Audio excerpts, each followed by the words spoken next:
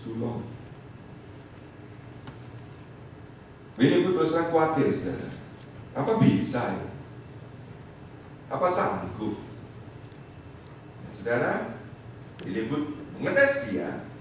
Tugas pertama yang diberikan pada Samuel Pringle adalah membersihkan sepatu boot.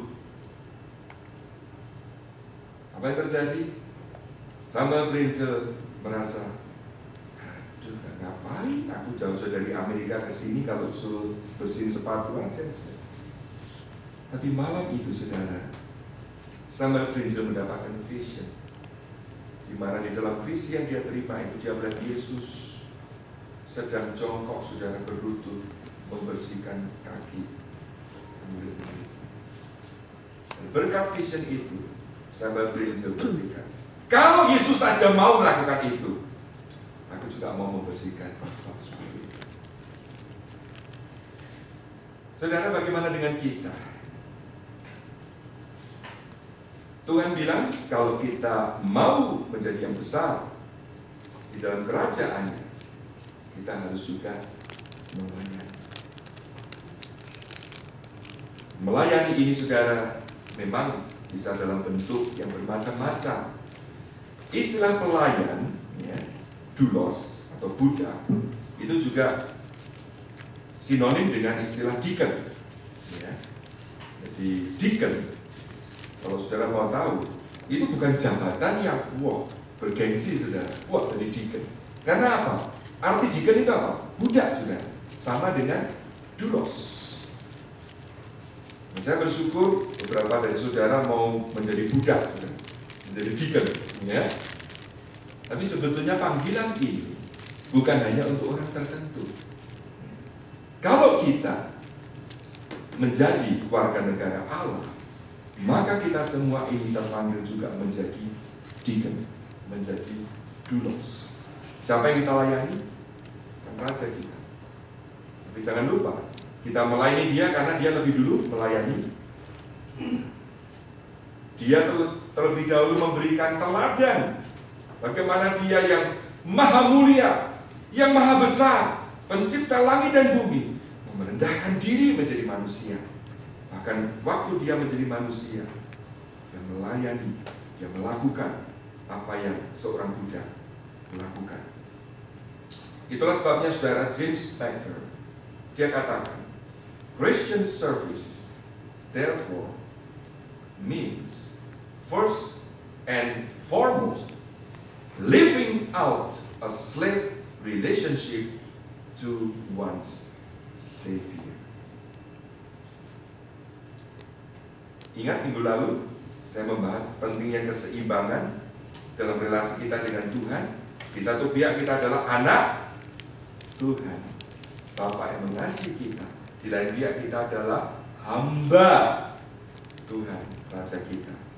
Dua-duanya ini harus seimbang, ya. Kalau kita hanya menekankan aspek sebagai anak Tuhan saja, kita akan lupa bahwa kita pun punya responsibility, bahwa kita dipanggil untuk melayani.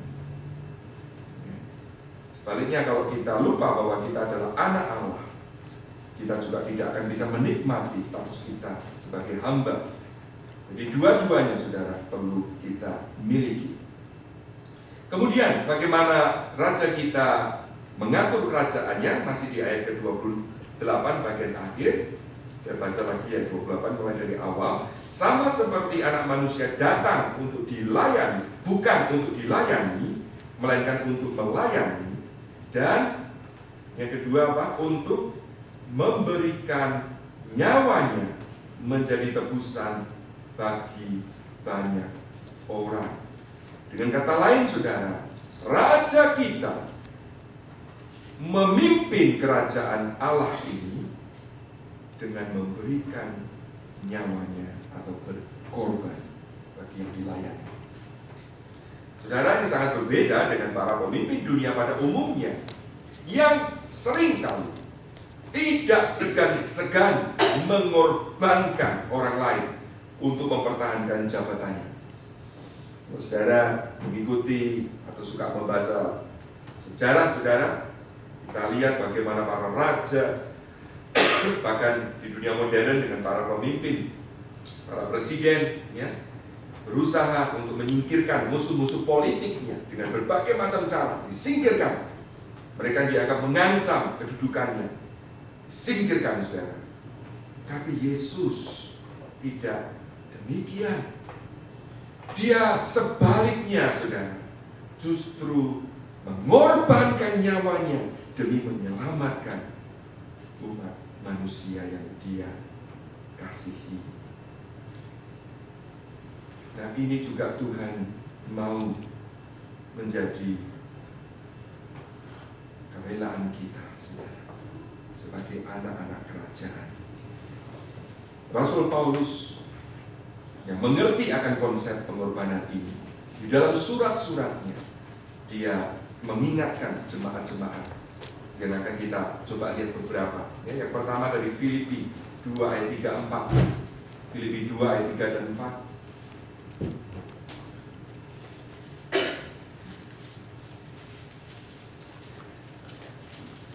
Filipi 2 ayat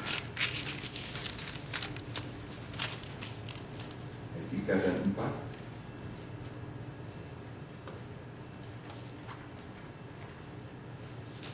Dengan tidak mencari kepentingan sendiri atau puji-pujian yang sia-sia. Sebaliknya, hendaklah dengan rendah hati yang seorang menganggap yang lain lebih utama daripada dirinya sendiri. Dan janganlah tiap-tiap orang hanya memperhatikan kepentingannya sendiri, tetapi kepentingan orang lain juga.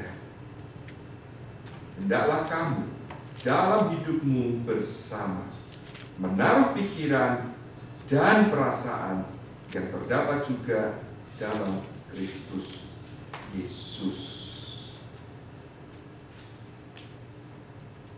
Nasihat yang Paulus berikan kepada jemaat di Filipi itu berdasarkan teladan yang Tuhan Yesus berikan. Saudara, kita sebagai orang tua juga, ya, itu tidak cukup hanya menasihati, hanya memberikan instruksi kepada anak kita, tetapi kita juga harus memberi teladan bagi mereka. Otherwise, ya, what we do speak louder than what we say. Ya. Nah, kita belajar dari Tuhan Yesus sendiri. Tadi Dia menginstruksikan kita supaya saling mengasihi. Saudara, Dia tidak hanya berkata, kamu harus saling mengasihi. Dia memberikan contoh lebih dulu. Bagaimana Dia mengasihi, bagaimana Dia melayani, bagaimana Dia rela berkorban. Sehingga saudara, Tuhan punya hak untuk menuntut kita mengikuti teladannya. Dia sudah memberi contoh lebih dulu. Nah, puji Tuhan saudara, William Booth yang saya sebutkan tadi, sampai pada masa tuanya dia setia saudara di dalam melayani. Bahkan ketika dia tidak lagi kuat untuk bepergian, waktu dia sudah menjadi makin lemah saudara, dia tidak bisa menghadiri International Convention dari Salvation Army ini.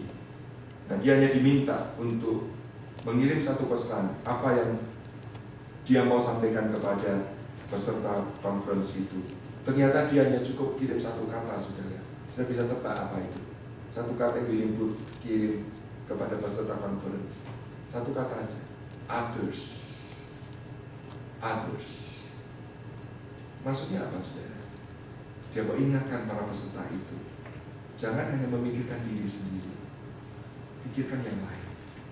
Dunia ini terlalu banyak orang yang memikirkan diri sendiri. Itu orang dunia, saudara. Dan itu wajar, saudara. Diriku, keluargaku, ya. Jadi yang berkaitan dengan dirinya saja. Tetapi sebagai anggota kerajaan Allah, saudara, Tuhan mau kita juga think others, memikirkan orang lain. Dan saya bersyukur, saudara, Jumat kemarin Ibu Eni memberi kesaksian di Bible Study. Satu contoh, ya, yang indah. Dia bisa mengabaikan hal itu, ya. Ngapain susah-susah?